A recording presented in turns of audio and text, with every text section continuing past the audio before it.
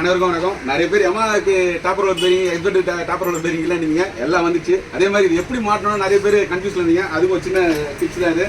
இப்போ நம்ம பழைய கோனை கட்டிடும் டாப்பர் ரோலர் பேரிங் நம்ம கொடுக்குறத வந்து க்ரீஸை கையில் வச்சுட்டு நீங்கள் இப்படி தடவினீங்கன்னா அழுத்தினீங்கனாவே மேலே வந்துடும். சரி, நிறைய பேர் என்ன பண்ணுவோம், மேலே தடவாங்க, அதனால பிரயோஜனம் இல்லை. ஸோ இது க்ரீஸ் இருந்தால் தடவைங்க.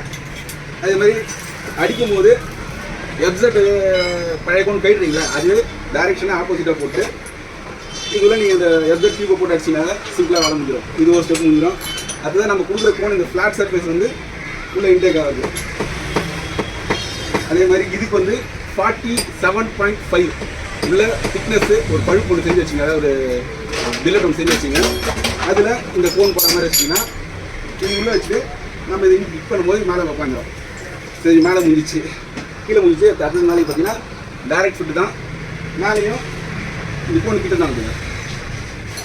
இந்த கோன் நம்ம டேரெக்டாக அந்த புல்லர் வச்சு அடிச்சிங்கன்னா அந்த புல்லர் உள்ள போடும். அதே மாதிரி தான் இதுக்கு கேலியும் இப்போ டைட் பண்ணும்போது இது செட் ஆகிட்டாயிடும். எந்த ஒரு பெரிய ஆல்ட்ரேஷன்லாம் இல்லை, எந்த ஒரு பெரிய ஆல்ட்ரேஷனும் கிடையாது.